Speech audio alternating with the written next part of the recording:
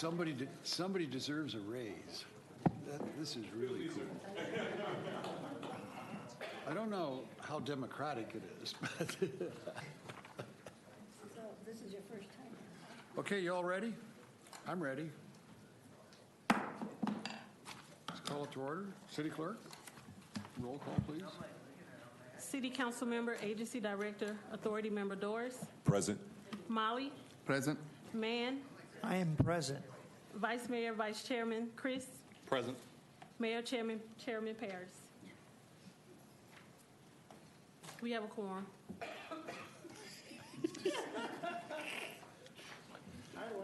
You know, you and my wife have a lot in common. You know? She doesn't care if I say yes or no either.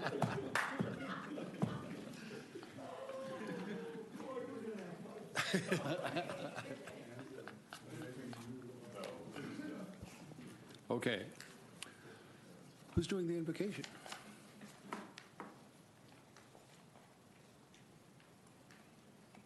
I think Daryl could.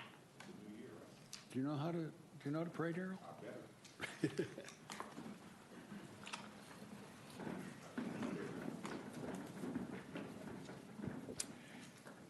Father, we thank you right now. We ask right now, God, that you lead us in this meeting. We ask that you give us all wisdom, God, how to conduct business. We ask right now, God, that you continue to guide us, guide this city and the staff, God, in the ways that will honor you. All these things we ask in your Son, Jesus' name. Amen. Amen. Councilman Mann. If everybody would put their right hand over their heart, face the flag, and repeat with me. I pledge allegiance to the flag of the United States of America and to the republic for which it stands, one nation, under God, indivisible, with liberty and justice for all.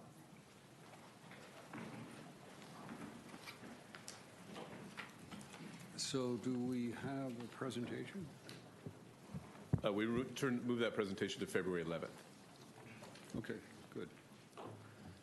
So did you guys know I was going to be tired tonight and just cut me some slack? Is that what happened? Yeah. Yes, we knew that. Good, thank you. Oh, you even wrote it out for me. Told you I was tired. All right, is there a motion to approve the minutes? So moved. Is there a second? I'll second that. All in favor? Aye. Aye. Opposed? Passes unanimously. Consent calendar. Let's remove CC5. Are there any other speaker cards? No speaker cards. Motion to approve consent calendar as comprised pulling CC5. Second that. Okay, and CC5, you have to recuse yourself or I have to? He does. He does. Who, me? Yeah. Well, you got to tell them why you're leaving. And you don't even know why you're leaving, do you? You're leaving because you have property near the proximity of the project. Okay? Good. Raj needs to be removed because his property is within the vicinity of the project. That's what he said. That's what he just said. Oh, I'm sorry, I didn't hear you. Come on, guys.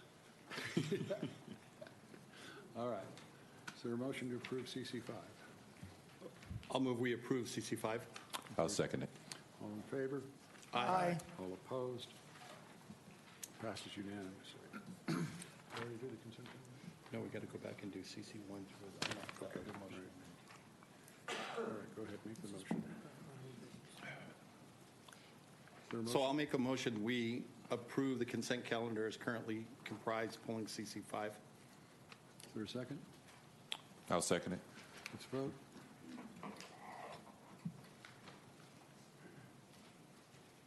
Passes unanimously. Must be one of those backroom deals we were hearing about, right?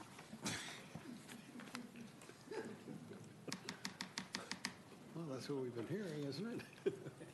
Well, we haven't had a closed session in a year and a half. Wow, year and a half. That's good mirroring, you know that? Mirroring? Is that a word? Today it is. All right, public hearing item 1. Any speaker cards? Need to open public hearing. Oh, I got to open the public hearing, so it's open. Oh, I know who you are. You're Allison's replacement. All right. I thought maybe they were replacing Jason and didn't tell me. You know, I'm thinking, Maybe at the next meeting. I got to be kept in the loop better than this. All right. Okay. No speaker cards? No speaker cards. Let's waive the staff report. Is there a motion? Close the public hearing. Oh, close the public hearing. Now is there a motion? I'll move that we adopt resolution number 20-02. I'll second that motion. Let's vote. Passes unanimously. Okay, PH2, let's open the public hearing. No speaker cards. Let's waive the staff report. Let's close the public hearing. Is there a motion? I'll move we adopt resolution 20-03. Second that. Let's vote. Passes unanimously. Raj, you've got to close that back room. I'm telling you, this is... We need more debate here. Can't you object to something? We have one speaker card on NB1. Of course we do. Okay. New business item number 1. Let's have a staff report. Mr. Mayor, we're going to have... No. You got to wait for the staff report.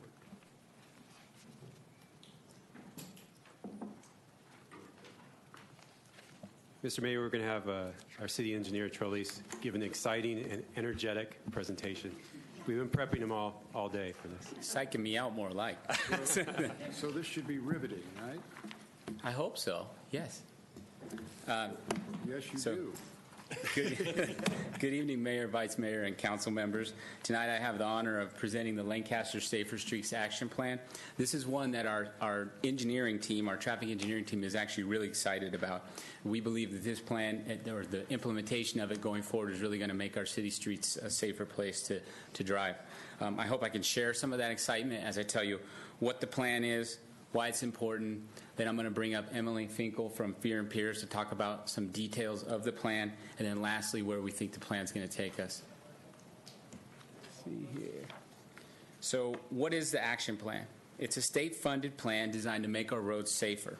The plan focuses on engineering improvements on our roadway.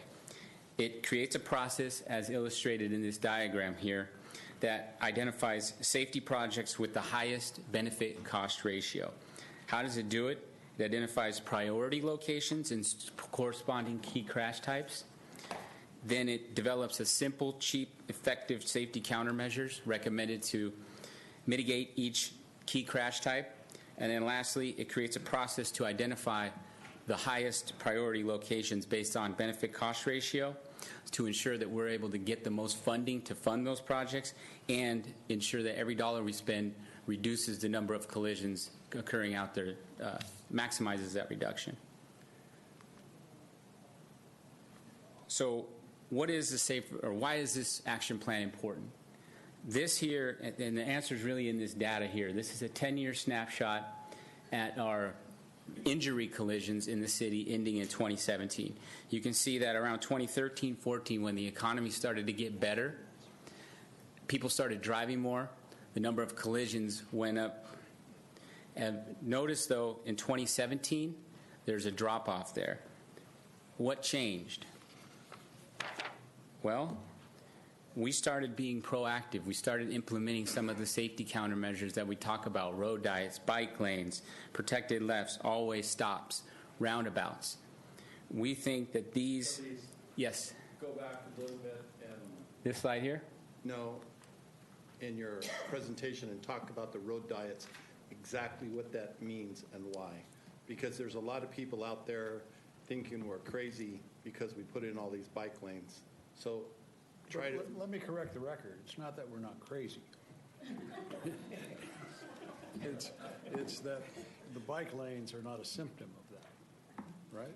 Correct. Correct. Okay. So how many people's lives are we saving with these bike lanes and roundabouts?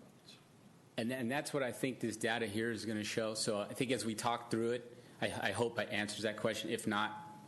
Yeah, but I don't want it lost. I want the number. How many people are living today because of those road diets and the roundabouts? Well, That right would have been right. alive today statistically. right here are the data for road diets. At Valley Central Way, after implementing that road diet there, we're showing a 60% reduction in collisions. In Lancaster Boulevard, right out front here, we're showing a 24% reduction in collisions. Not only that, the collisions we are having are happening at slower speeds, thus reducing the severity of those collisions. And that's indicative of that third bullet there. In late 2019, we surveyed 19 roadway segments where we had done these road diets, adding the bike lanes, adding the side friction, so to speak. Of those 19, we had a 2 mile an hour reduction in the 81st percentile speed that we measured.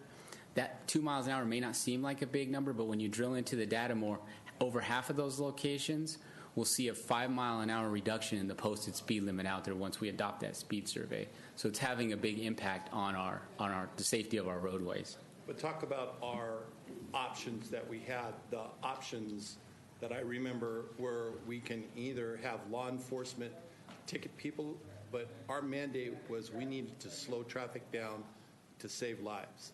We can either do it by law enforcement and ticketing people or put the road diets in.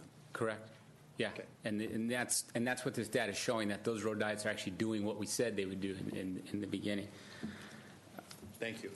So those people that are slamming us on the road diets, what they're really saying is they want to see more dead people. Yeah, they want to drive faster, and then when they get in a crash, the crash will be severe, often ending in Maybe that's fatal. a little exaggeration, but nonetheless, we're not doing a good enough job educating people as to what a road diet is and as to why we did it.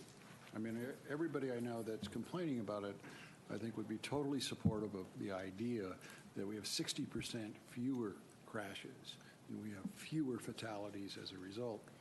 But they think it's for invisible bike riders. Mm-hmm. Right? I mean, there's only so much we can do for the ghosts, right? Yeah, because The feedback now has been, at least what I hear when we're out in the community, is, well, we don't have any bike riders. Why does the city keep putting in bike lanes? And again, hopefully with this, we'll do a better job of explaining the value to at the end of the day, we are providing bike lanes, but really the foremost was to reduce the speed in which people drive our streets, as opposed to writing them a ticket. Correct. The number one priority is to make the roads safer. Number Right. two is it provides an opportunity for cyclists. And I think as we build that network out more, you do see ridership going up. I don't have it here with me, but there's an app that a lot of recreational cyclists use called Strava, and they produce a heat map. And you can go there, and you can see a significant difference in the usage of our streets by cyclists than you can over in Palmdale, where they don't have the buffered bike lanes that we're installing here. I wish I had that here to show you, but it's kind of an interesting map. Jeff, does he know we don't compare ourselves to Palmdale? We you only go, compete against ourselves. I mean, right? but that's how you measure how effective our bike lanes are. I think if you were just looking at that map visually, ours are standing out because there's a lot of ridership, and then neighboring communities, you don't see it as much. But that could be deceptive. Yes. I mean, we love our citizens more than they. So the next countermeasure we have is... But Trolese, Yeah. I'm sorry for interrupting, but I think you're confusing it again, and that is not the main purpose of those bike lanes, or for bikes to be in them. It's to slow traffic down. Correct. Okay. Yeah. I know that you get that, but I want to make sure the people at home get that when we put those in, we were mandated to get federal funds. To do that, we had to slow traffic down. Okay? Correct.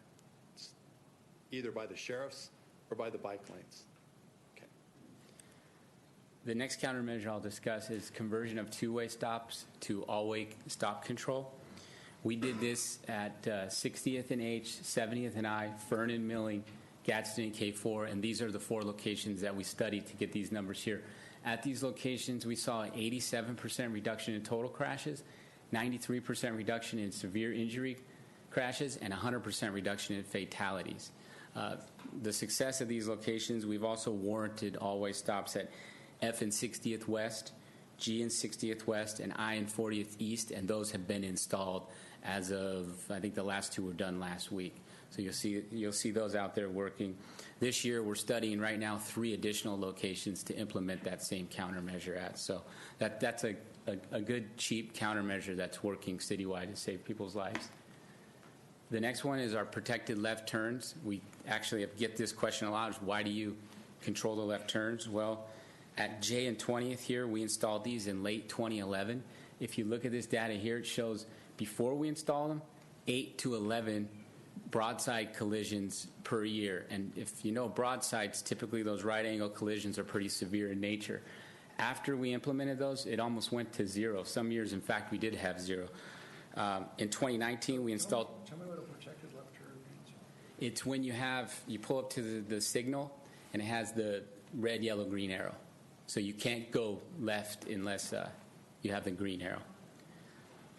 In 2019, we installed 2 more of those locations, one at J8 and 25th West, and one at K and 30th East. And then this year, we have 10 more locations that we'll be constructing. They'll be done probably about mid-2020. So I guess the goal is to run the mayor out of business. Yeah. Good. If I'm doing my job, yeah. That's right. That's good. Avenue L and Challenger Way. This is the roundabout that was installed a few years back. At this location here, when we ran the numbers after, we're getting 100% reduction in fatal collisions, 90% reduction in... How many is that? We were getting about 1.5 fatals there a year leading up to the implementation of that roundabout. Okay. So we haven't seen one fatal since that's been installed. What about the reduction in persons injured? How many were we getting before? Yeah. Let me pull the exact data. I don't want to quote you wrong on that.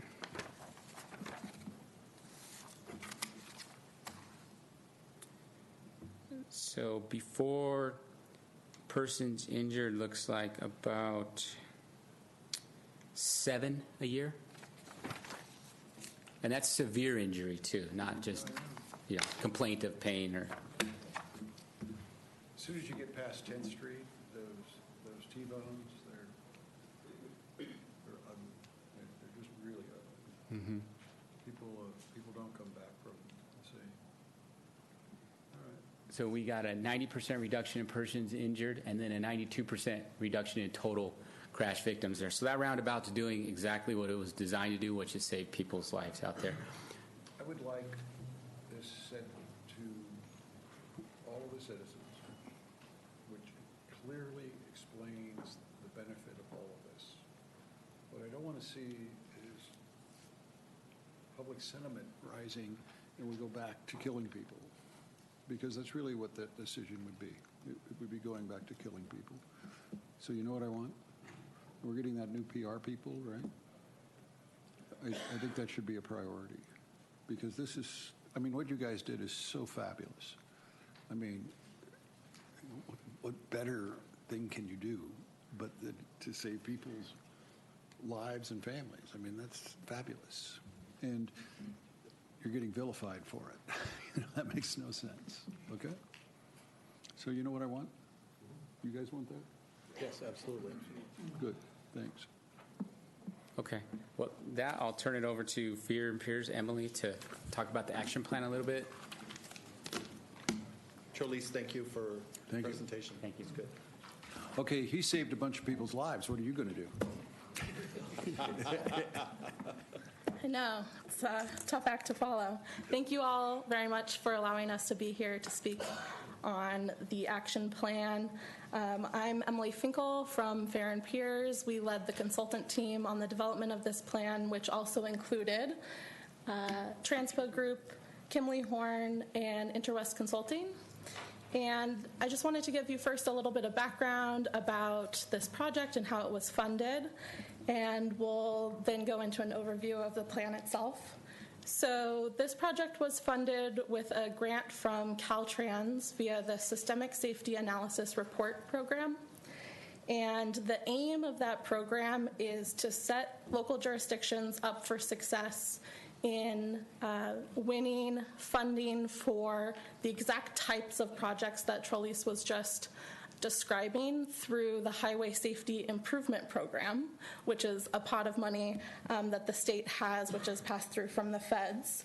And the plan that we've developed here is really aimed at preparing materials that can be used in that grant application and identifying potential projects, really building on the success that the city has had thus far. So systemic safety analysis report is a kind of a mouthful. The key piece of that is systemic safety, which is it's an opportunity to take a look at how we've been addressing safety problems on our roadways in the past, which is sort of a reactive hotspot approach. Where was the last collision? Let's go to that location and be reactive in figuring out what to do there. And systemic safety, which is, you know, the policy priority that the state is really interested in having us pursue, is taking a look at the entire roadway network, not just those hotspot locations, and understanding what are the risk factors across that entire network, what are the patterns across that entire network, instead of looking collision by collision. So that's really what we were able to do with this plan. So these are just a couple examples of the type of analysis that we did. So we looked again at all collisions occurring on the roadways between 2013 and 2017. And I'll dig in a little bit deeper into what happened next. So the next piece of the plan, after we took a look at what are the collision patterns across the entire roadway network, we took a look at what are representative locations that incorporate what we learned from that analysis of the collisions. So we wanted to think about locations that not only have a high history of collisions, as we had done in the past, but also what are other locations that maybe have risk factors where we haven't yet seen that history, but we might expect it to occur based on the patterns we're seeing throughout the city. We also wanted to look at locations for developing potential projects that are representative of the different types of roadways and the different types of intersections that you have throughout the city. So both signalized and stop-controlled intersections. We looked at both neighborhood roadways and large arterials, and put together a list of locations that were representative based on that information. These locations also incorporate different crash types that we saw. So Charlize was talking about, you know, those left turn collisions, broadside or T-bone crashes. So we wanted to make sure that we were presenting a list that got at many different types of safety scenarios that we're seeing throughout the city. So from developing that list, we then put together proposed projects for each of those representative locations. We went out and did site visits at each of these locations. We took into consideration, again, the collision patterns, the risk factors, and we also took into consideration things like severity, wanting to make sure that we're focusing on locations where the most severe collisions are happening and really addressing those as well. And from that process, we developed these cut sheets that summarize that information, including what the proposed project is, what the cost estimate for that project is, and what the benefit-cost ratio is. So what benefit are we getting out of potential collision reduction there with the countermeasures that we're recommending? And how does that weigh against the cost? And that's how the grant opportunities are funded, is based on that benefit-cost ratio and how well you score there. So these materials for all of the representative locations can be used for that grant application. And it also presents an opportunity to take, for example, this location 30th and Avenue F, where we had 2 fatal collisions, take the countermeasures that were developed at a location like this and look at where else do we have a scenario like this throughout the city, and can we deploy these recommendations throughout many different locations and apply for those as one big grant package would be an opportunity for the city. other than four-way stops. So there's part of the report is basically a toolbox of countermeasure options. So it's many of the items that Trolleys had mentioned, things like roundabouts, road diets, bike lanes, but then there's things like just tweaking the signal phasing and the timing, giving a little bit more yellow time or all red time, or providing a little bit longer walk time for people to get across the crosswalk. There's some signing upgrades that could happen, or striping upgrades that could happen. So it really runs the gamut of what are the things that can be changed within the roadway, and that's the focus of this report, is sort of an engineering roadway design approach.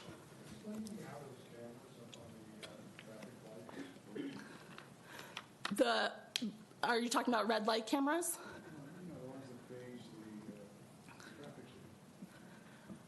In the city here? Yeah. Trolleys is probably better equipped to tell you about that. So all the traffic signals that end up detecting the traffic, you would not know how they work at an individual location, or maybe how they work in coordination as well. Okay, so at all of our signalized, all 150 locations, we have traffic signals there, or cameras there. At most of the locations now, those are actually an infrared camera that we end up, our techs set up a box that from the stop bar back 50 feet or so, and then when a car enters that box, it picks up the heat from that car, it can detect it, and it tells the computer, hey, there's someone sitting here, turn on this phase of the signal and allow them to have a green. Now, when we're in coordination, it works a little bit different because we're prioritizing certain corridors. Like the 10th Street West corridor is a good example. It's prioritized north-south in the peak traffic hours. So there, even though if you pull up from a side street there, you may not get a green right away because we have a minimum green time in the north-south direction to ensure good traffic flow in the peak traffic flow direction. That's how they work. We're going to a newer camera, which is no longer a infrared, it's a regular HD camera. And the beauty of that camera now is we can actually get count data out of it. So it can count vehicles, pedestrians, bicyclists, and then we can take that data to optimize our timing and do different surveys and things, and use that data for things we need to do. I guess Avenue L would be east-west. Correct. Certain times you pre-program the amount of time, or is that 24 hours a day? Correct. No, we have, for Avenue L specifically, we have 3 different plans. We have a morning plan, an afternoon plan, and then we have an off-peak plan. Usually off-peak is just free ops, meaning that when you pull up to it, if it detects you, it will send a signal to the computer. The computer will tell it needs to turn green in that phase. Because traffic volumes are so low off-peak, we just want to serve who's ever pulling up to the signal. But during peak, we end up having a minimum green time in that prioritized direction. So yeah, L, J, K, they're all prioritized east-west direction.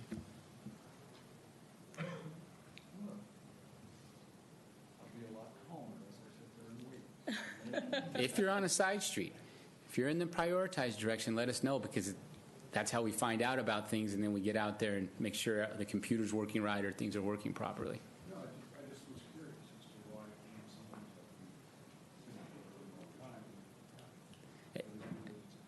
somebody's And yeah, during peak times, we run I think it's a 60-second cycle, so you may have to sit there. If you pull up right away, it may be a good solid minute before you end up getting the green. Charlize, can you talk about how we're coordinating with the county? Because the county's doing a lot of stuff on the outside, such as not allowing truck and trailers on certain roads, E and F, because of the smaller size roads, and how they're doing the four-way stops. How are we coordinating with them? Correct. The county, I think the CHP brought that up yesterday, that they're coordinating with County Public Works at the NCTC board meeting. They have been. They've also, the County Public Works has been coordinating with us. So CHP reached out to them and said, hey, we're having an issue with truck traffic on our rural streets. We need to put up signage to restrict that. So county came to us and said, hey, where do you want this truck traffic to go? Because we have to give them somewhere. So we plotted out a route that kind of keeps them out of the city and more rural. I don't remember the exact route. I think it comes down off of D. We shove them down 60th to G and then back to the 14 freeway at G, if memory serves me correct. And then we're going to do a deployment of signage jointly with the county where we put out signage that restricts trucks over a certain weight. I don't know the exact tonnage off the top of my head, but I know that it's per the vehicle code, what the California Vehicle Code allows us. Then on a lot of the always stops that I was talking about, there's 3 in particular that we're studying right now where we are coordinating with the county, because those joint jurisdiction locations, we end up doing a warrant study, which warrants the always stop. But if there's 25 or 50% of the jurisdictions the county, we then have to give it to their engineers. That has to go to the Board of Supervisors, and the Board of Supervisors has to approve it before they can do anything. So at 70th and H is a good example. We've done a study now. We've warranted the always stop there. We've coordinated with the county. It went to the Board of Supervisors December 10th, and that will be one of the next ones you see get implemented out there in the rural areas. Do you want to talk about the DUIs or the traffic is the sites are up, I think it's 18%, or the sites are up 15% and the DUIs are down 18%? Yeah, that's what the, I believe that was the sheriff's officer yesterday when he was doing It's the CHP. Was it the CHP? When he was doing his report yesterday, he said their citations are up 18%, which has driven down the number of alcohol-related collisions by 15%. Yeah, so it's an all-around traffic plan everywhere from the I-5-138 to the I-5-14 to everywhere. We're involved in that traffic plan for all of that. I don't think that most people understand that we have representatives that go there and have votes to decide that kind of stuff. Do we have a count on the number of DUI collisions we have and whether or not that's going up or down? Ooh, I might have that.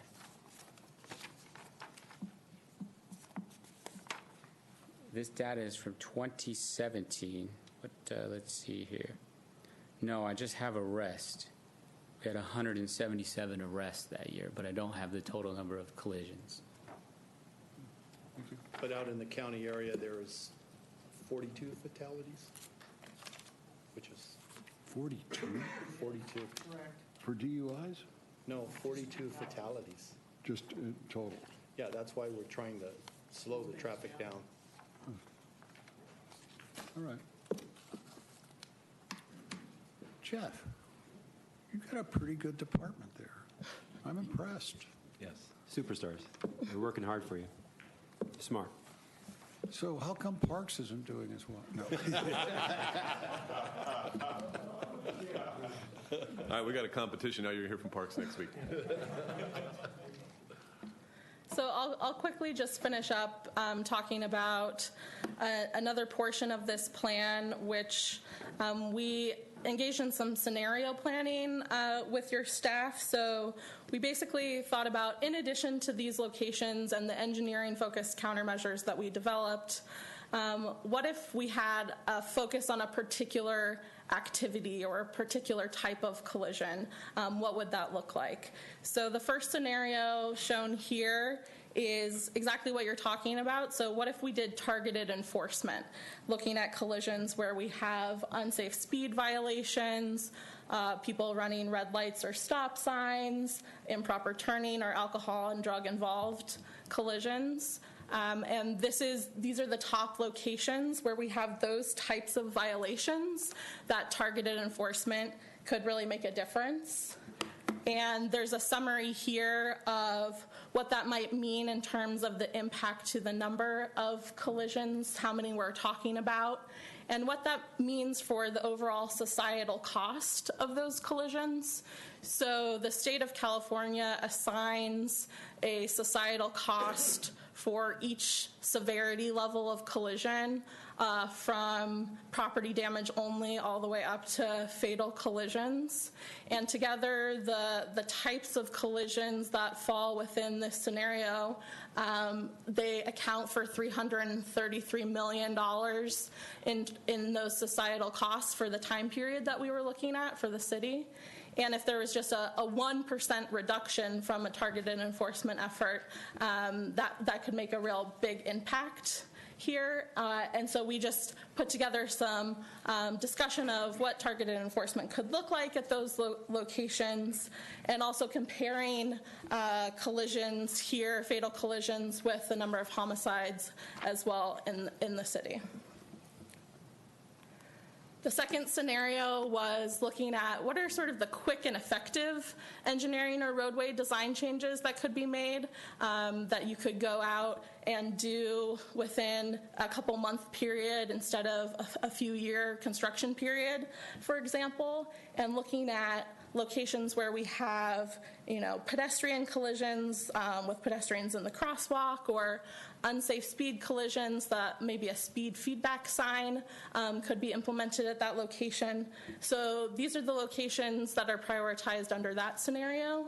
And again, the same sort of collision summary, what the societal cost is related to those types of collisions, and what the potential impact could be with just a 1% reduction in those types of collisions. So that was the second piece to the plan here that we had put together. And thank you very much for taking the time to listen, and I will turn it back over to Tralise. Wait a minute, before you do that, it's Emily, correct? Correct. When you do those charts, can you, at least for me, make them a little bigger? Because when you put it all together like that, I can't read them, and I can't understand them if I can't read them. Understood. There's too much noise. Okay. That's what he's saying. You want, one picture, Great. fewer words. Understood. Thank you. Okay? Thank you. More slides, less. All right?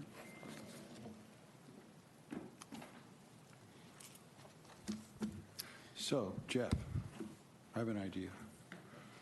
So we're getting real time on the traffic now, right? And basically that's coming from the car's Wi-Fi system and the phone. Is that right? Correct. Our The cameras, cellular. yes.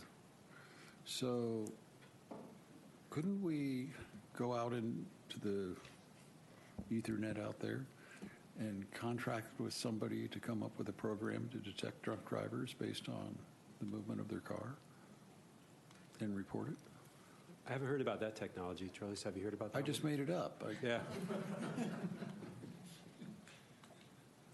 Anybody see a reason we couldn't do that? Other than the ACLU, but let me worry about that. There's probably something out there, maybe that detects sharp movements or swaying or something that we could. I bet there'd be patterns there. Sure. And then we could track them down, right? I mean, we could. I don't think that data is real time. The data that we get is minutes old. They're long gone by the time we get that data. Right. Real time is relative, right, Charlie? As far as exactly, I mean, unless our traffic guys are out there watching the screens in their office. The cell phone data that we've been giving is after the fact, and we purchase it from a data provider, so it's not in real time. But I did read an article about some technology where they're putting meters in cars now, and the computer then can sense the blood alcohol level of the driver, and it just disables the car.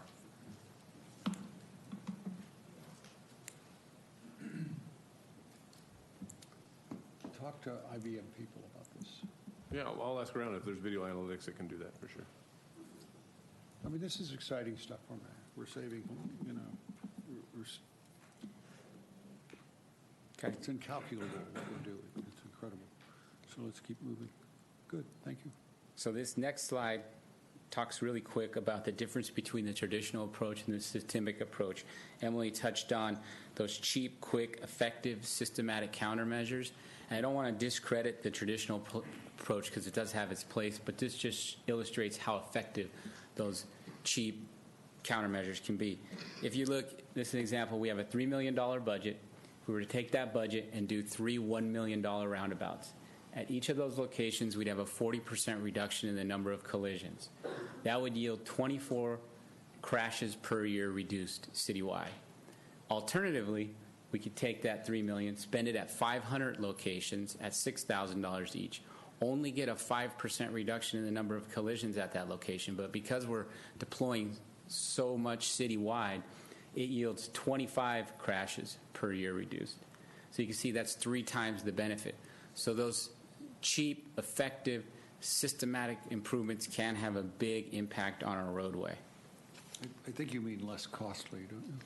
Yeah, they are less costly. But it's the simple things like adjustments to timing. Often those adding the protected lefts that we talked about earlier. If we've already got the right mast arms and things at the infrastructure is already there at the signal location, for $4,000 we can add heads there that have the red, yellow, green arrow, and we've seen what those do. We reduce the severe collisions there by 10 a year. So they're very effective in doing what they do. This next slide, I'm going to get to Oslo and our comparison to them, but through your leadership over the next 5 years, we're doing about $200 million in roadway improvement projects. All of those projects are going to have some aspects of these safety countermeasures. With that type of investment into our infrastructure, we do intend to see that first graph I showed with the collisions start really going down. So we do look forward in coming back to you guys periodically over the next few years and updating you as we deploy these different projects out there. We're hoping we can mirror the success of Oslo, Norway. They're a city of about 650,000. In 1997, they implemented their Vision Zero plan. 22 years later, that was last year, 2019, they had 0 pedestrian, 0 bicycle fatalities, only 1 vehicle fatality, and that was a single car collision into a fence. So pretty impressive just by implementing a pretty aggressive action plan. Well, that's incredibly impressive. What are they doing that we're not? But we're adopting a lot of the countermeasures that they're actually innovating over there. Yeah, but how do they get 0 bike fatality? And they did it through all the countermeasures we've been discussing, roundabouts, bike lanes. Yes, 4 times a day. It's hard to ride a bike in the snow.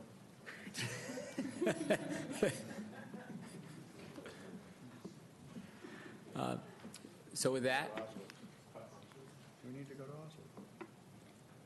traffic engineering staff recommends City Council adopt this Lancaster Strafer Streets Action Plan. That concludes our presentation for tonight, and we're here if you have any more questions. Great job. Thank you. Thank you. I am incredibly impressed. Thank you. Thank you. Where'd you find that guy, Jeff? Yeah, we have a good management team in development services. Marissa's taking care of you with the road bonds and all the capital projects. Charlize is keeping you safe with all the streets.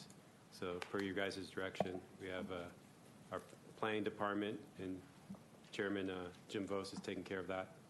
So we have maintenance, we have everybody. We have the gamut. Notice he didn't answer your question. No.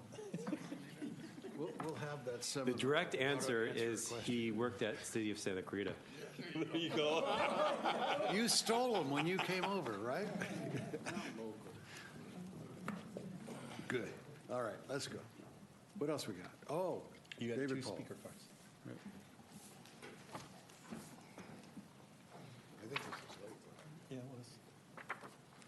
Can you let Lake Forest in? That's your job. Mr. Mayor, Vice Mayor, Commission, Councilman, and Chair Vos, good evening. This is exciting. Thank you, Jason. You said the last meeting it would be exciting to me, and it is. I've been going over this plan, and it brought me to the realization that not only do we need philosopher kings as leadership, but we need bureaucrats and accountants. And I see the sheet with which you have to program in the numbers to get the reimbursement, and I love those ones where they have the reimbursement at 100%. That gets my attention, and I'm drawn to those projects. And Mr. Mayor, you're on to something. I mean, you're right about people need to be involved. And one of the things I wrote down today was a well-educated citizenry that knows the joy and purpose of order. And so 15 years ago, I came up with this Human Accountability Project, which is based on a premise that humans need some form of fair and consistent accountability to develop and remain happy and resilient and considerate. And nothing speaks to that more than driving courteously, because you have a right to health insurance and all these basic rights, but you don't have a right to drive crazy and reckless and put my family at risk.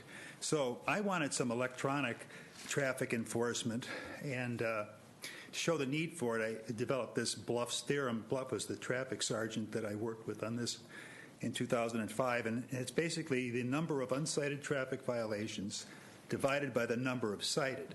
Now, you're talking about how you get numbers, Rex, fatalities and all that. It's really hard to get this data from these places, but one of the things that I wanted to do was enlist our young people, pre-driver's ed, to have a worksheet to score their parents' driving habits, how often they stop, turn their turn signal on, and that puts a little pressure on their parents to be good, and it teaches the kids what traffic laws are and why they're important. So, yeah, we have to bring everybody into it, and I am excited about what we're doing here. This is really good stuff, because you're doing what you can, and my dream is more far-reaching, and I wanted to develop this system to sell to the world, because the world needs traffic enforcement, but Oslo's doing these other methods, and we're doing what we can, and that's what we can do. And someday I would like to be able to get us the business of developing a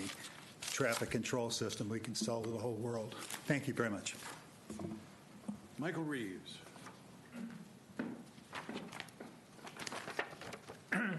Mayor Paris, council, ladies and gentlemen. Well, I know I speak for a lot of people in this town, but the streets suck. The traffic sucks in this town. And we can do a better job in presenting this presentation. It would have been better if we had the actual statistics on the board that shows the numbers. Because if you have one fatality and you don't have one next year, then you have a 100% reduction, don't you? So next time, why don't we have the actual statistics up here so we can tell? Another thing, some of these streets that we brag about that the statistics are low, people are not driving on. I can tell you right now, I stay away from Valley Central as much as possible.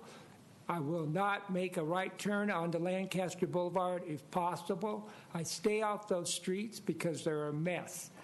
There's no street on Valley Central. There's no street on Lancaster. It's all bike lane. And then right in the middle, you run into that roundabout, and then you have to play a game to get past that. And we can do better than that. An example of the confusion he's mentioning the traffic lights. Sunday morning, I'm going to church. I go down to J8 like a bat out of hell to get to 20th Street West. Okay, I make a left turn, and I have to speed to get the light on on K. And then I have to speed from K to L to get to church if I want to get the lights. The lights don't make sense. They're too long. We can do better than that. He mentions Oslo, and well, they have a homogeneous population. We have a mixed population. We have people from all over the world that drive differently. And also in that city, people use public transportation a lot, and they ride bikes. So next time, let's have a better presentation with the statistics, show the actual numbers. And also, let's think about reverting back to traditional streets on some of these main arteries we have in the city. Thank you. Charlize, excellent presentation. Excellent. You did good. It's our job to decipher it, tear it apart, and look, we did that. You did your job. Excellent presentation. Thank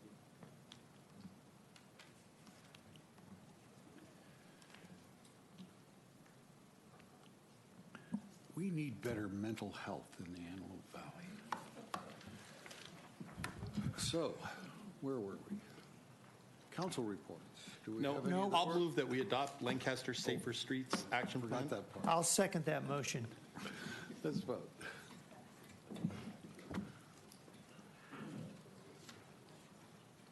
Passes unanimously.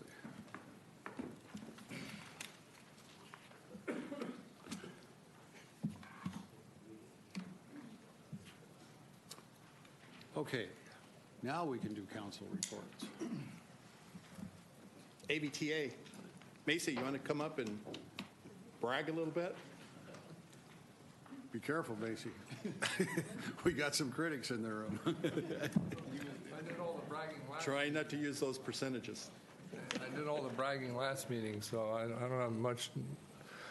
We had a great council meeting today. We're adopting, we're moving forward with the Dial Ride program,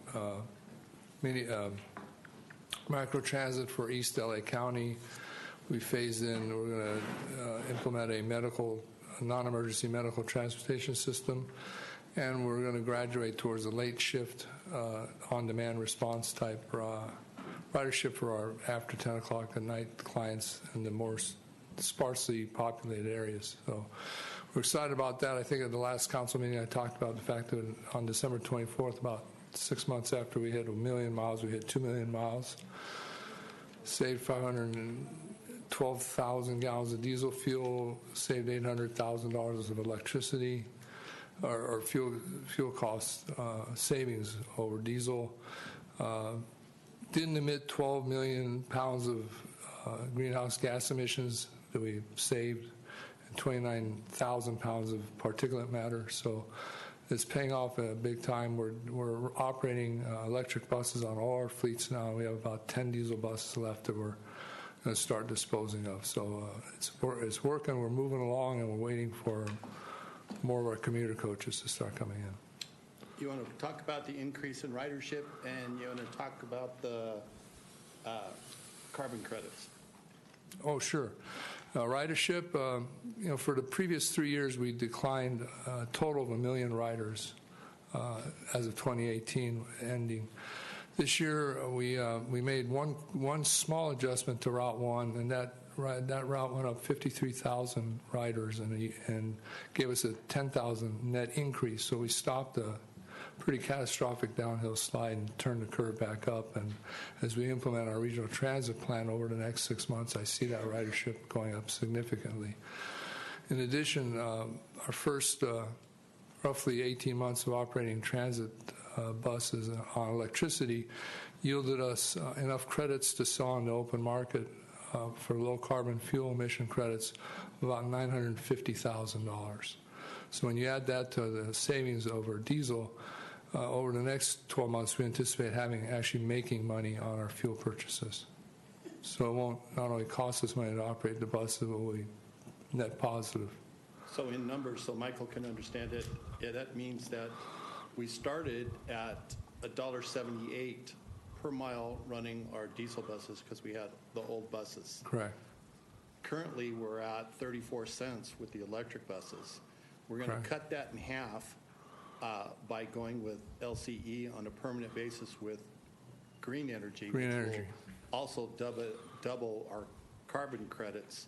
So we'll add about 40 cents to that. So we should be close to a double-digit positive number on fuel.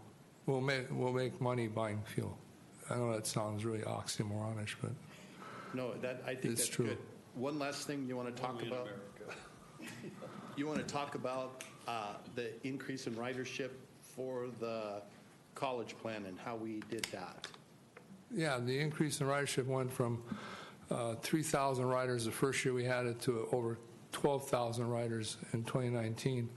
And that was just developing actually an express route from the college to the Palmdale campus with one stop at the Palmdale Transit Center, and working with the college to help subsidize that route to get it up and off the ground and running right. And it's one of our most successful routes. And just to remind everybody that we have the only transit system that allows our veterans to ride for free, Right. our seniors ride for free, handicap rides for free, and now our college students ride for free. Well said.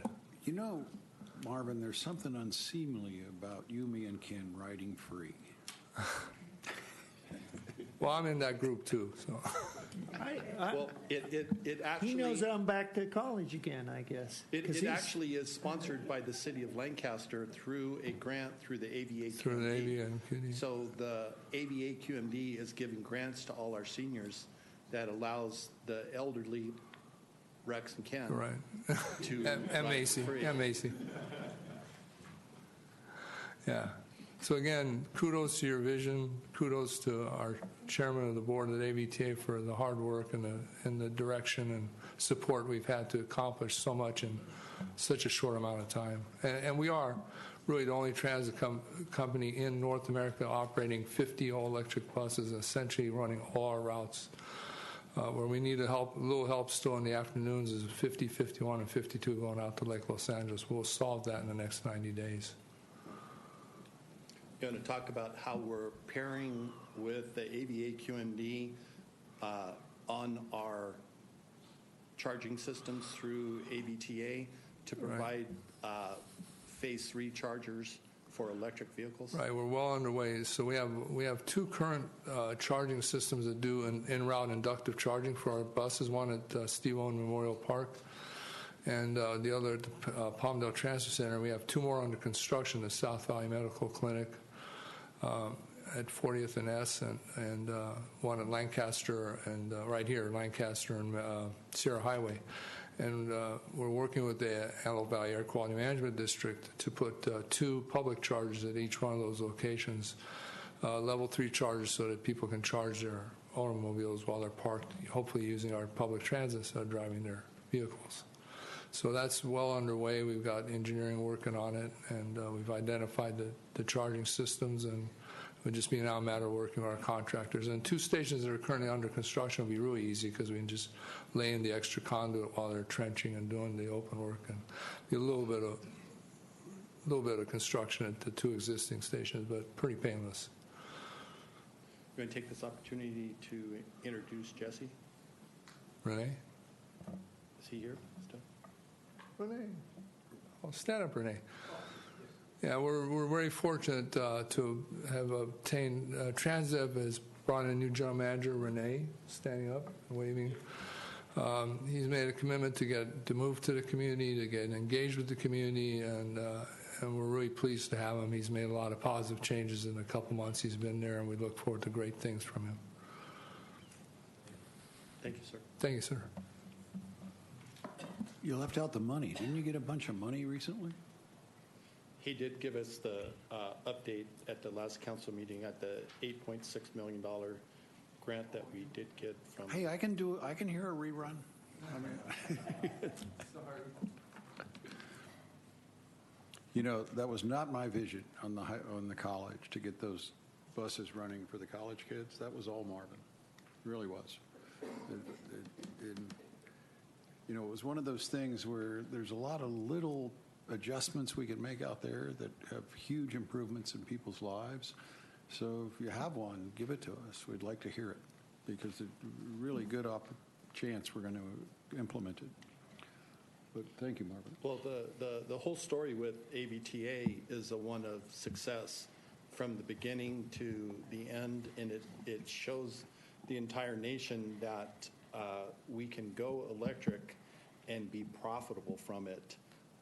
There's a cost difference between the buses. An electric bus costs about $800,000, and a regular bus is about $450,000. But we can make up the cost difference with the savings that we have, and then we can extrapolate the savings to pay for the next bus. So it's a profitable venture. It's just not, it's good for the environment and it's good for the pocketbook. And that's what we like to see. That's what we strive for. So it's good. Yes, Mayor, I thought I'd give an update on Destination Lancaster. We just finished our annual audit, came through with flying colors again. Thought I'd pass this along. One of the hurdles that we have with branded hotels is they're reluctant to allow us to put either a kiosk or put information into the rooms. So we had to think strategically. What you have here is a piece that the hotelier's management gives to each individual that would come in and stay. And if you look on the back, there is a QR code, because we were trying to figure out what was the most inexpensive way to let an individual that would come into our city and stay in one of the hotels, where to visit, where, a place to eat, what are some of the activities going on. So if you put your phone over this, it'll take you to a site which is run by Destination Lancaster, and any good updated phone will take you there. And then you can scroll through your phone and determine, where am I going to go eat, what's happening, where's a place for me to go and have fun, entertainment, just on this little QR code. So again, it's our workaround. Use it if you didn't come to the council meeting. These are very, very common now. Common now. As far as You used to have a scanner before. Now you don't. Any good phone with just the camera will read this and take you right to the website. Okay. So it's a workaround. You know, again, branded hotels are real reluctant to let us do what we need to do from a standpoint of getting our message out. So it's working. So, and we've got some really good things coming, and obviously our next focus is going to be in March with the air show, and we're looking forward. In fact, we even, because we see this being printed on a regular basis. If you'll notice, you know, we're thinking maybe once a quarter we may need to be turning these out. Very inexpensive. We can get the same, because again, we talked about, you know, how do we download destination website to the people that are coming and staying. So this is our workaround. Thank you. just to add on to, let me just do this.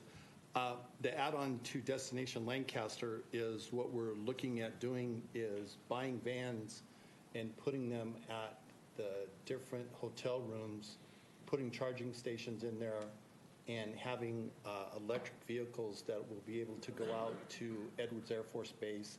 So they'll be able to take that electric vehicle and carpool out to Edwards Air Force Base, have a vehicle out there, and then carpool a van. But we'll provide those from AVTA, and then the AVA QMD will support it through the charging stations and all that. But we have grants for that, but we should be able to affect a lot of people. And when you have a 97% occupancy rate, we need to take care of those people. Yep. Thank you. I got to tour the community center today, and We got a community center? yes, we do. Yes, we do. We really have a community yes, center? we have a community center. The demo is just about done. They new cables, new wires.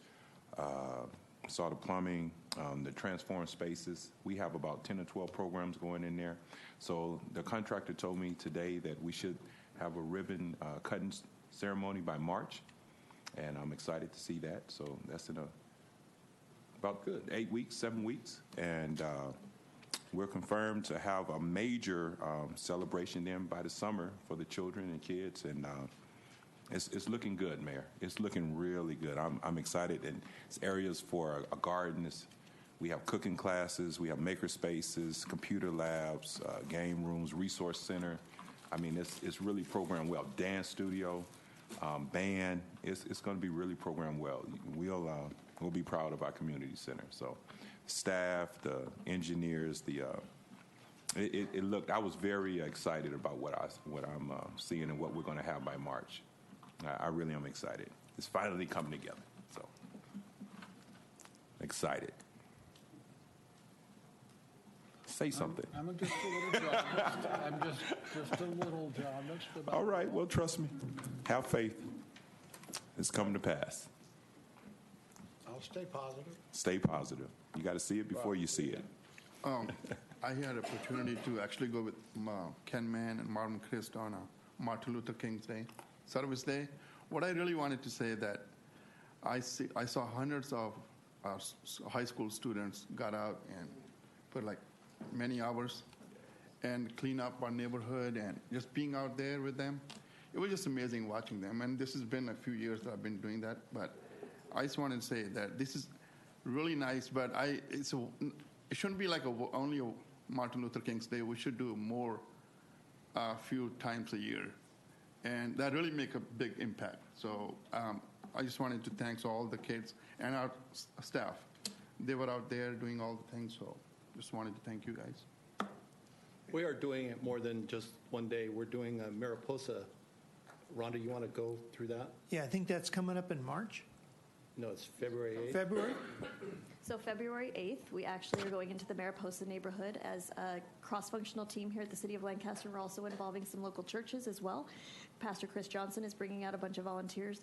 And the day is all about cleaning up that neighborhood and putting a very concentrated effort in a very specific area, from everything from graffiti to trash, helping people paint, small painting projects, and everything in between. We will have roll-off dumpsters there, and then we will celebrate the end of the day with a street party.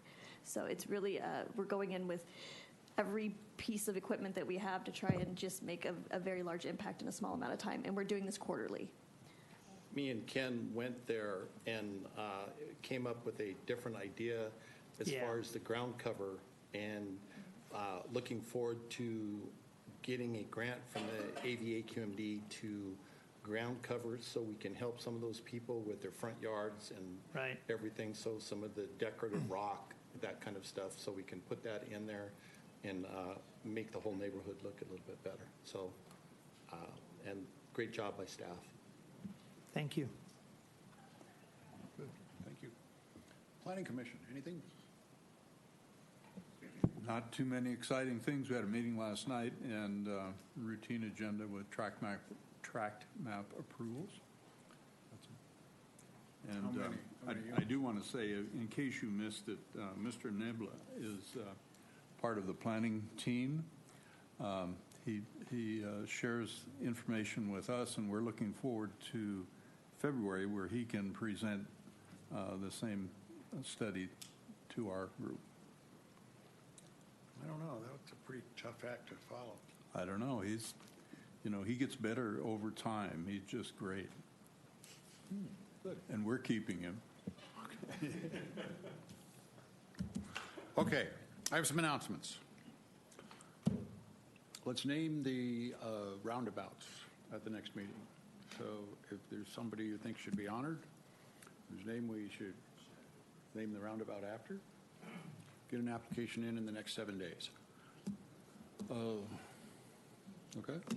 And then we can make the decision at the next meeting. Mayor, can we nominate someone that's been not, I would say a little more adverse, because we have somebody here.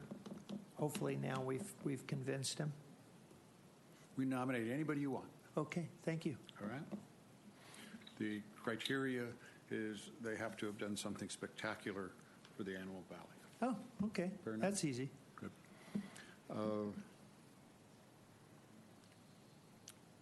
See how good I'm getting at biting my tongue and not adding value to things. I'm getting much better, right? I'm really proud of myself. The other thing. I wonder what all these hunks of meat were. What? What'd you say? I said I wondered what all these hunks of meat from biting your tongue. Fair enough. The other thing is, at the next meeting, we will mix up the deputy mayors. Some are leaving, some are coming, but so if anybody has somebody they think would be incredibly productive, I'll be happy to hear it. But they better be incredibly productive. All right? because I think that program has a lot of value to it. And, well, wait, we got to wait and see, Daryl. Daryl came out of the deputy mayor program. That's for those of you who don't. I thought you were the best deputy mayor I've had. Well, thank you. Okay. What?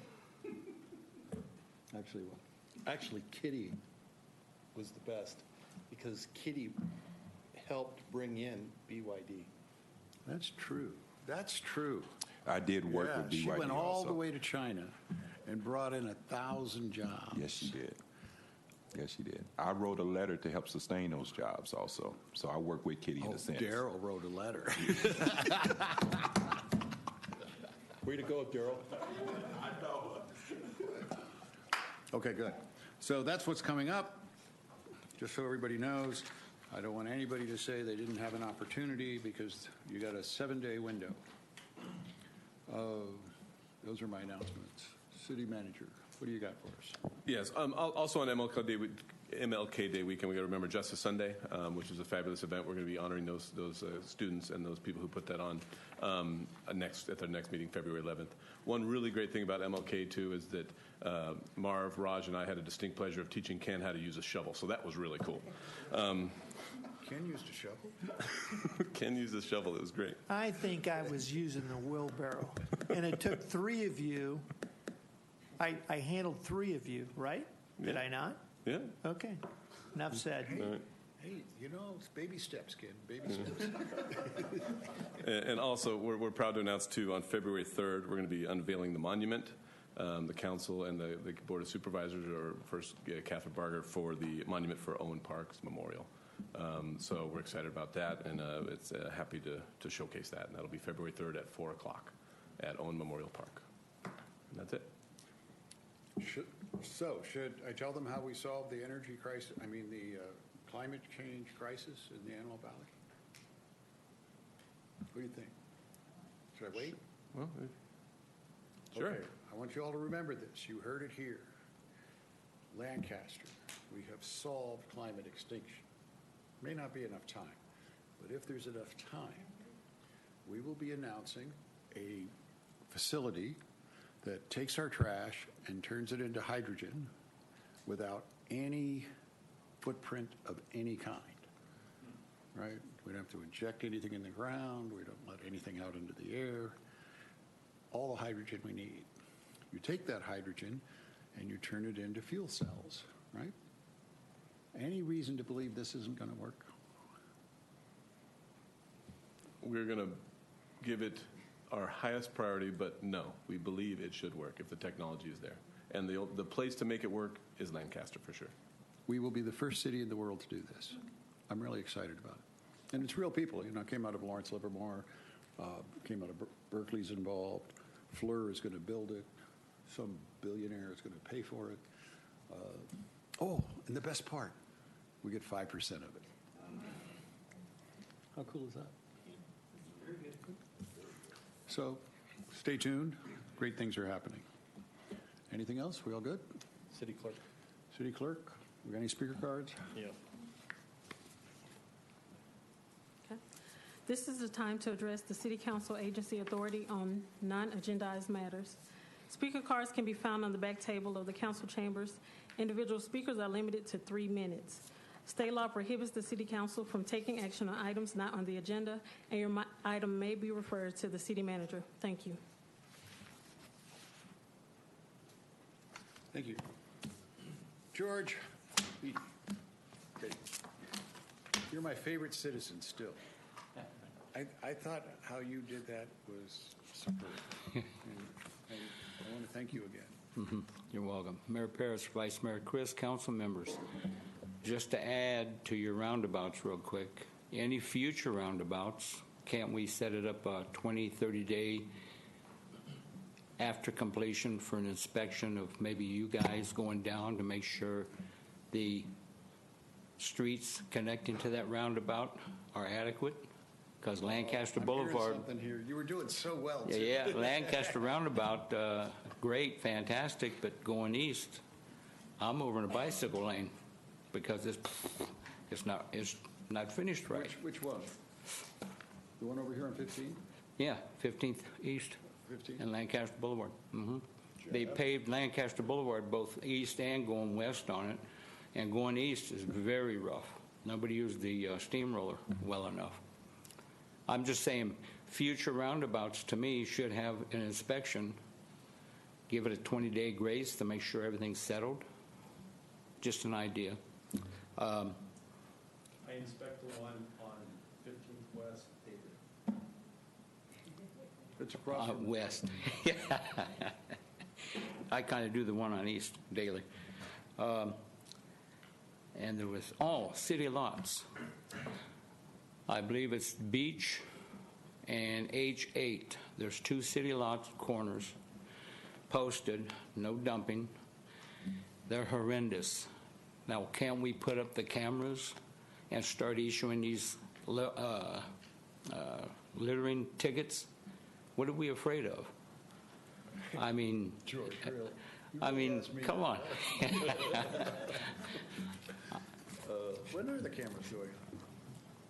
We're in the process of negotiating the contract as we speak. So we're hoping before the end of the fiscal year that contract will be before you, and then it's about a 3-month, 6-month implementation. That or lights to flash on when a vehicle's out there. At least to scare them. Okay. Thanks, George. Take care.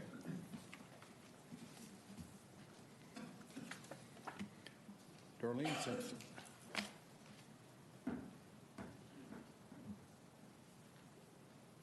Thank you for having me. My name is Darlene Simpson. I'm a teacher at Eastside Union School District.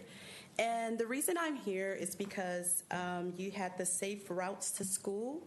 And I live across the street from Sierra Elementary School. And some of your efforts, I applaud you for improving our neighborhood. Our street really needed it. Thank you so much. But at the same time, you came over, and in my particular area, you destroyed the sidewalk. So when I asked one of your city inspectors that was there, is it going to be restored? He was like, nope, there's nothing you can do about it. So I went back and forth with him. I asked him to give me a resolve. He said, you can go to city council. So now I hear I could go to the city manager. That's the route I Darlene, wanted that was to. the first street I did. I screwed up this. No. Well, I have pictures, so it's Fix your sidewalk. will you? there were. Can I give you my pictures? No, give it to him because he's going to fix it. He's going to fix it? Yeah. Okay. So I have pictures of how my street was before you guys came. And then now it's just like, I called it piles of dirt because you destroyed the sidewalk. You left an I old didn't do it, sign. honest. It's hanging to the side. And then the Marvin's in cement charge is of no longer streets. there. Well, I didn't know who to address. I told him that I was going to come and talk to the mayor. He I said, did it. I'll get it fixed. you will? Thank you. Well, he told me you had better things to do, but I said, no, I doubt it. You got this guy's name? Yeah, but I'm not going to give it to you. Give his name to Jeff. I don't need it out. Okay, I won't give it out in loud, public. but, At the same time, that's not how we treat our citizens. Exactly, and I've been a citizen since 1972. My grandparents came in 1964. So I've been here. This is just not something on a whim, like. No, So I love my neighborhood. I've lived in my No, particular I get it. neighborhood for 10 years, and I'm really passionate about this. I haven't slept in weeks. I got sick the first week because I was, anyways, had a stomach flu. But I couldn't be here, but I wanted to make sure I wanted to be here, so I got my pictures, I got my notes, and I appreciate you hearing me. Great job. We'll Thank get you it so much. fixed, too. Thank you. And I'm sorry you were treated that way. Thank you. Okay.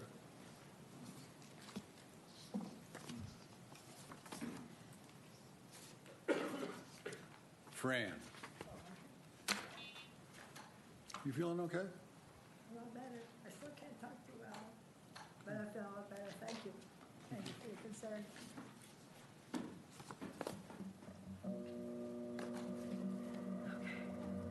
Good. I'll put my inside voice on. I can't hear you. I'm sorry. You can't hear me either way, can you? Okay. Okay. Good evening. It's a pleasure to be here and pleasure just to be with you, Mayor Paris, Vice Mayor Chris,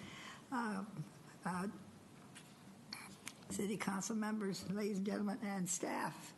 My name is Frances Araceris, and I just want to say thank you for the skateboard park that you have. It's almost in completion. It was more than what I anticipated when I asked for it about, 2 years ago, something like that. It looks, so far, what I've seen, it looks great. You've done almost a whole new park there, from the bathrooms to the grass to the cement. Everything is wonderful. You're even working on maybe getting a lift in the pool for handicapped people to get into the pool. So how's that? That's great. And I just want to say thank you. Yeah, right. I can't talk very loud, but I can say that loud. But thank you from the bottom of my heart very much. God bless you all.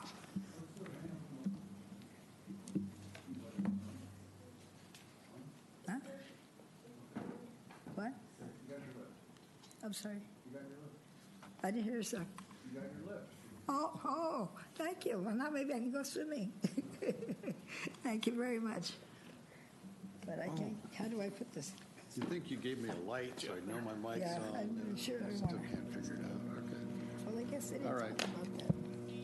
So you guys, They here's the didn't deal. talk about that. We're opening the skateboard park, and we're going to have a contest between all of us. Cool. A skate off on the skateboards. No, right? we're not. Cool. I got skates. Can I use skates? Let's go to skate. Roller skates. What is hard about this? We're going to have a skateboard contest. No, we're not.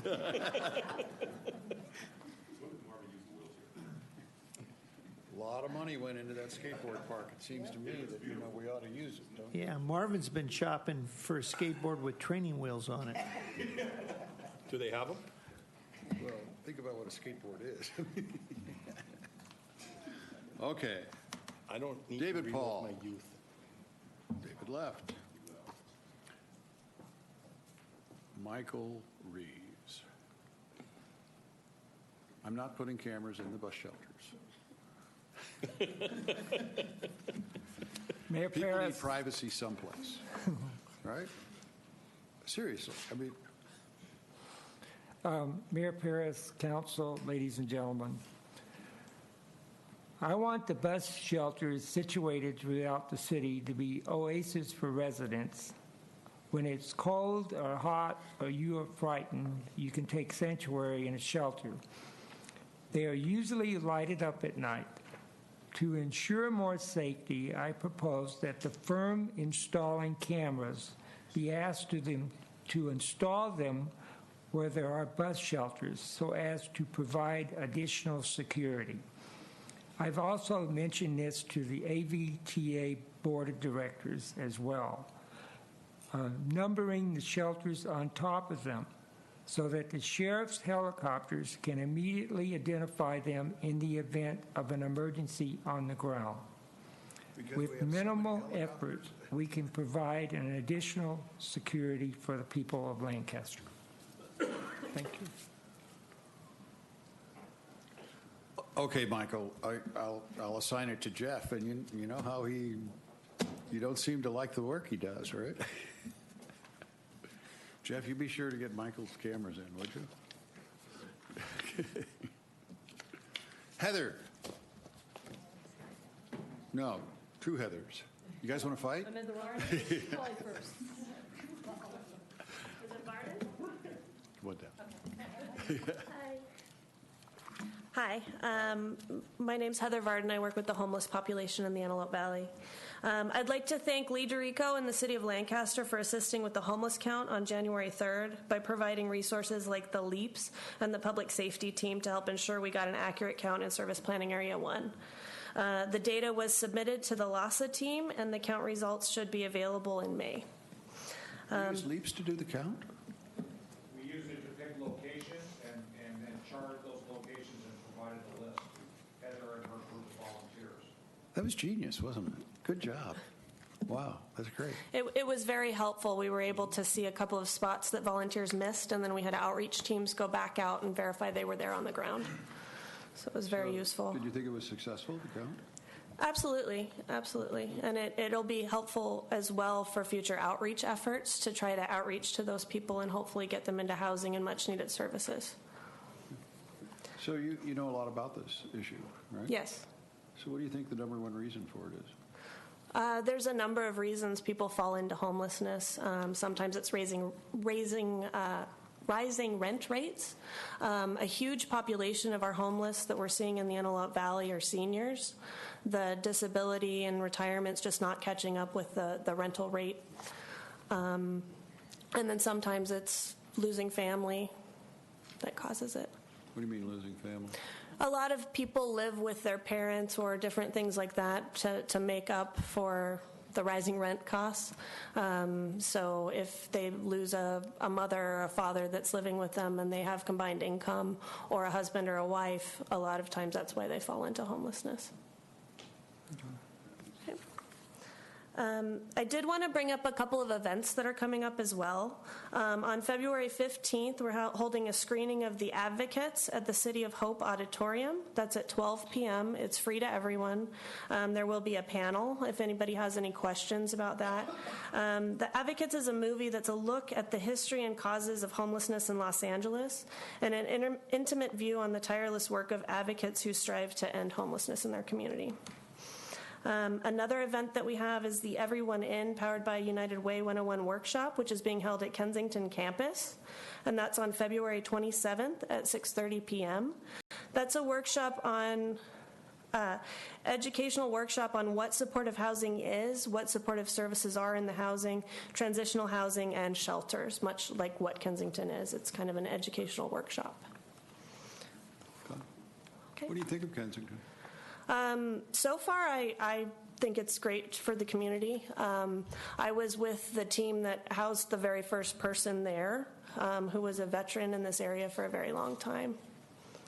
Are they prioritizing different categories? It's the most vulnerable population that's going in there, so there's a triage tool that's used through the coordinated entry system in order to get people in there. So it's the sickest of the sick that are getting housed first.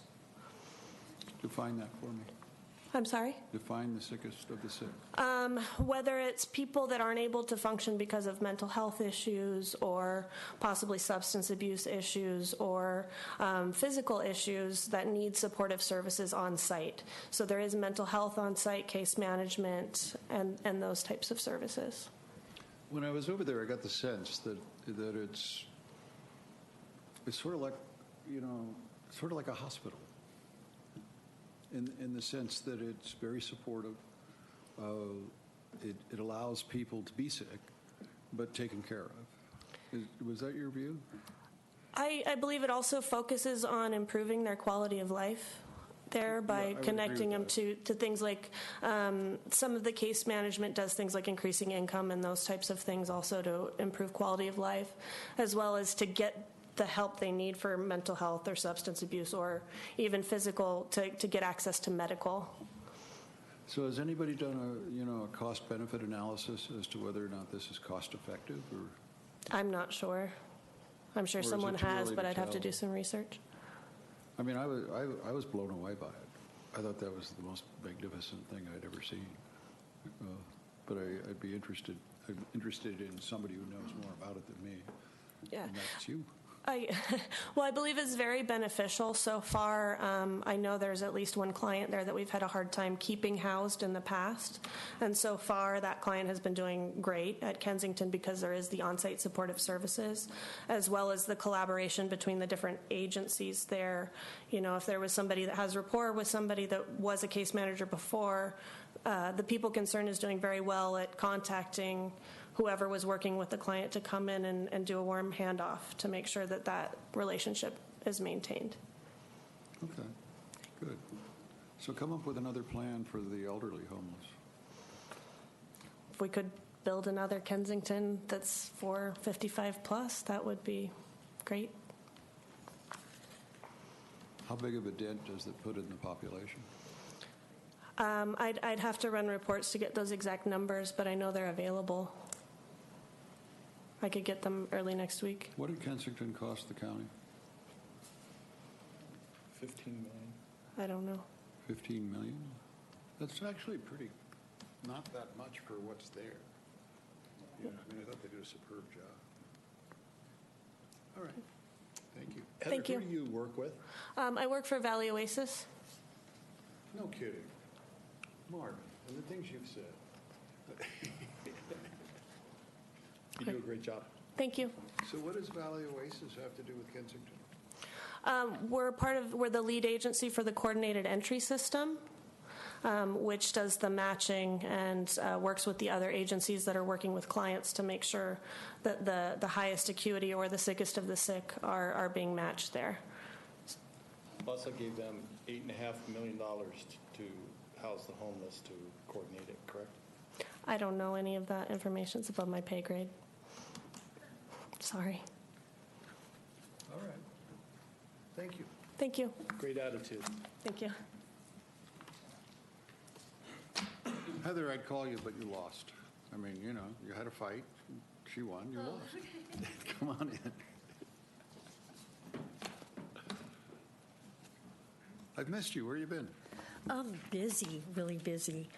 I'm sorry that you missed me. I'll try to come more often. But good evening, City Council and Mayor. Actually, the reason I'm here tonight isn't about water. Don't be shocked.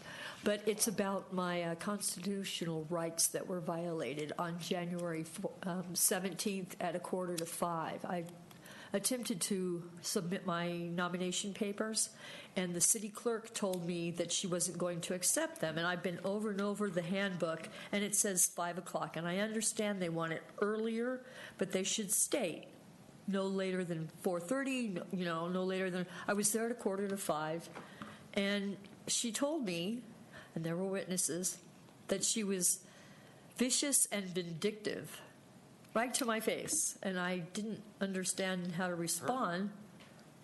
No. You Vicious. should hear the disco music she plays. Yeah, no, not her. It wasn't her. It wasn't her. It was the lady upstairs in the, where you file. The one with the brown hair. I don't know if it was Rhonda Perez or not. I don't know who it was, but she... Oh, okay, no, it wasn't her. It was not her. It was another woman. I mean, she'd have hurt you. Okay. Well, I don't run from a fight, Heather, but I definitely will take... I don't mean to make light of this. No, I understand. I just was really shocked. I mean, vicious and vindictive. I didn't know how she wanted me to respond, and there were witnesses, and the gentleman that was there said, didn't say anything, and then she kind of lectured me on being there earlier and how did I expect her to go through all these signatures, and then she said it again. I'm vicious and vindictive, and I didn't know what the correct response would be, but the gentleman that was there said, what? You sure it wasn't Marvin who said No. She had brown shoulder-length hair and brown eyes, I think. I'm not sure. White girl. Did you actually file the paper? Well, I mean, I don't know. Pardon me? Did you actually file the paper? No, she would not accept my papers, which it says in your handbook that, all official... What does it say exactly? It says all officials must accept... Here it is. All elected officials shall accept at all times prior to the election. But Heather, you weren't running for mayor, were you? Pardon me? You weren't running for mayor, were you? No, I was not. Okay, I just want to know how invested I should get. I just want, I feel like I would be a good person to be on the city council. I would go out and I'm a hard worker. But anyways, she said it again, and the gentleman said to her, I didn't know that you were... Heather, stop. The reason why I'm kind of making jokes about it, I really get how painful that must be. Well... So let's find out if we can fix it. So, city attorney, find out if there's a solution. And if there is, we will proceed down that path. I don't expect you to accept the nomination papers now, because obviously it's far later than, I would expect anyone to be able to submit them. But the gentleman that was standing to my left said, I didn't know that about you. That's what he said to the woman. To shut her up, I guess. I don't know. And then I left. She said what? What? The gentleman that was standing to my left that witnessed this lady saying this to me, he said, I didn't know that about you. I guess... vicious and... Yeah. That she said, I'm vicious and vindictive. That's on the application. Oh, that she's vicious and vindictive? I don't know if it was an intimidation factor. Well, I am not sure what it's for. You know, I think that people should be talked to very respectfully. But at the same time, I want you to recognize we do look for very aggressive people. And so sometimes those two elements clash. And this is one of those times that it clashed. It was wrong. I apologize on behalf of the city. Let's find out if there's a way to fix it. If there is, we will. If there's not much we could do. But I kind of, when I'm reverse roles with you and I'm thinking that I'm you standing up there with my papers. Yeah, and your constitutional rights have been violated, and what are you supposed to do? I haven't said that. But when you say 5 o'clock, I would think I could I was show there up. before 5. Okay, but if the sign says 5 o'clock. Yeah, 5 o'clock's the cutoff. Right, it seems to me if I got there at 5:50, at 4:50, I mean, I'm good, right? If they want people to come in earlier, they should say 4:30 or whatever. No, but then I see the extension thing, and I thought A couple questions. Was it 4:45 on the last day? it was 4:45 on the last day. Yes. So you had already pulled your I had already pulled. I had I had everything completed. At that time, did they tell you when you have your appointment or when you have your papers to make an appointment? No, all she said was she's vicious and vindictive, and she was not accepting. Oh, back up. When you received your paperwork from the city clerk, did the city clerk ask you to make an appointment to come back and to give us those papers? She did not. So I read the whole handbook, and that's where I got my information. Heather, if there's a way to fix it, we'll fix it. If there's not a legal way to fix it, we obviously can't, and I apologize to you for that. All right? Okay, well, and we will definitely look into hopefully how you we were can treated. fix it in private, and I won't have to take legal action. Heather? Yes. You have a friend in the mayor trying to help you. Okay. You want to change that, Right. just threaten to sue him. Right. Okay? I mean, if that's the only recourse, then I think you should take that. Right. But right now, I want you to know we are going to try Okay. to help you. There were two other ladies. I think Anne was one of the ones that was there, and then another lady, but I didn't get her name. I don't know if they witnessed her saying that, but there were 5 people standing at the counter, and the gentleman to my left did witness her and responded to when she said it a second time. We will definitely investigate that and see what occurred. But I'm a little worried. I really am. I mean, it seems to me they got plans for me to leave. All of a sudden, I wasn't my planning sign on became paper. applying for mayorship. Okay. I'm feeling very temporary here. Okay. Well, thank you. Thanks, Heather. I'm sorry that happened. You got anything else? Good. Oh, wait a minute. Did you have a card? Michael? Huh? You already did? Okay, good. All right. Then I guess we're good, right? The next meeting is scheduled for Tuesday, February 11, 2020 at 5 p.m. And Carol, I'm coming home. She wants a warning, I mean, you could imagine, right?